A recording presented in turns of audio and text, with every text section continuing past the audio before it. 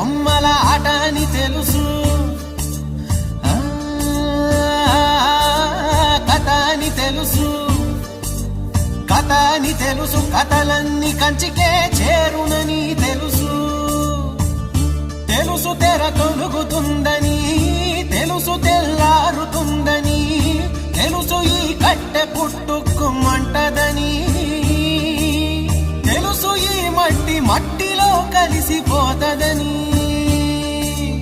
ఇన్ని తెలిసి ఇరకాటంలో పడిపోతావు ఎందుకని? మాయా